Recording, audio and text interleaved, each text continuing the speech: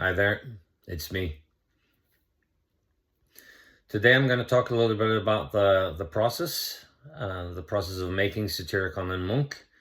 It is an art exhibition that opened April 29th, and it will run until and including August 28th. And it's also now digitally in album format, the music that is. And it's also possible to pre-order physical copies through the label Napalm Records. The first meeting about this art exhibition was in October 2018, so it took 3.5 years from the first meeting until the day it opened. The idea was always to see how music and the works of Munch could amplify each other emotionally, and the room in itself is also a very important part of the experience. I would really encourage everyone to go see it for yourself.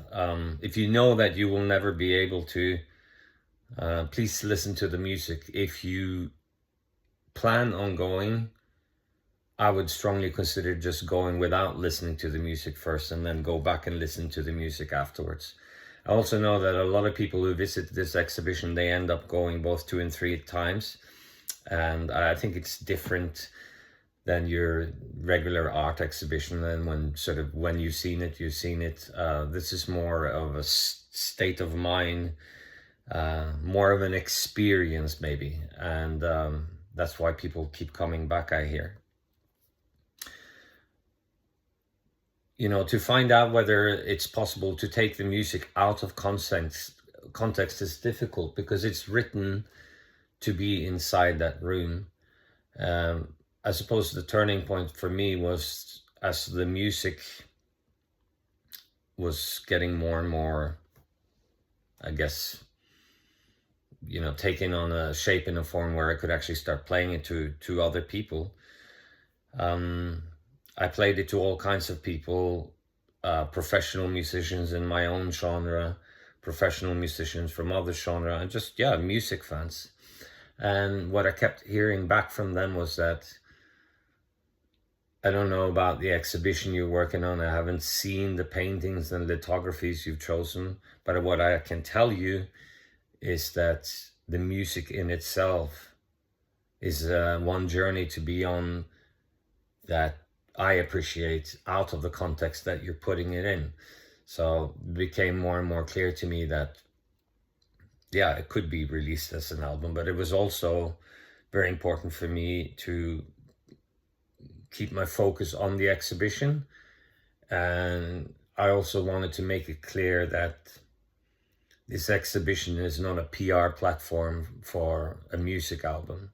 The exhibition is the exhibition, and the album is a consequence of the exhibition. So I didn't want to have an album coming out on the same day as the exhibition opening, but you know, it's here now, and I'm glad it's showing its ability to stand on its own feet. And we can talk a little bit about the instrumentation.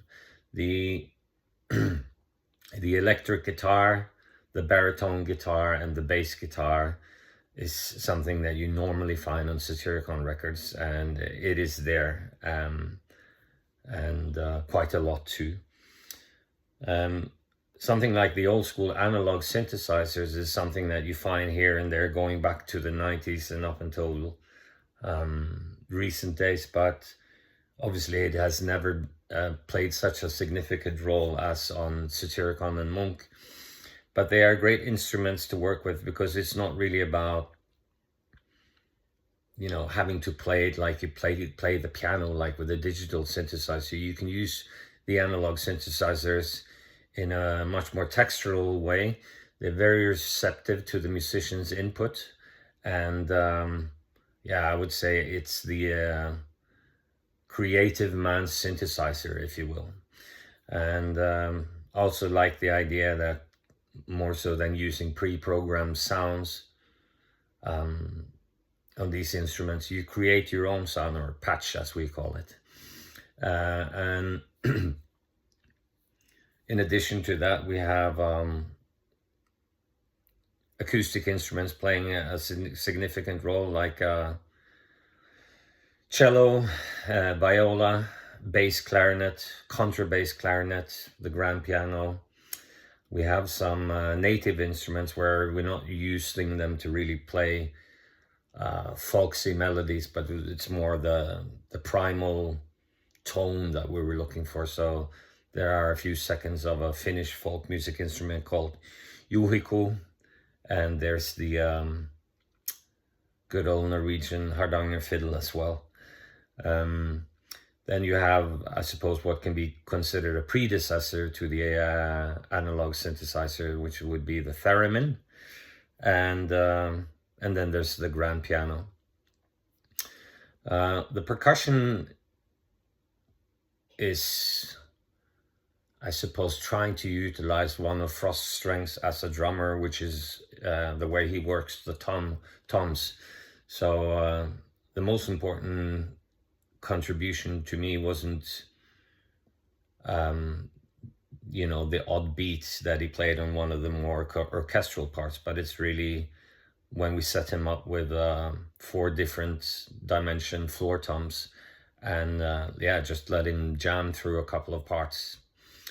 That makes it Satyricon, and that makes it Frost, and it's very suitable for what we're doing. As for vocals, there aren't any vocals. That was never a decision not to have vocals, but it's never felt natural making what we were making. And remember at one point, the one of the recording engineers said that, you know, why not try some vocals? And I kept saying that, not saying that we shouldn't have vocals, but I shouldn't try vocals just for the sake of trying. If we're using vocals, it is because I feel that we need to have vocals in order to make it better. So ultimately, the instrumentation is very rich in diversity, and I think that is what is necessary to create the layers that we wanted to create with Satyricon and Munch. And we'll see if we can improvise some other videos in the near future to give you some more insight in our thinking behind what we've done there. But in the meantime, please go visit the exhibition and listen to the album on your favorite streaming service.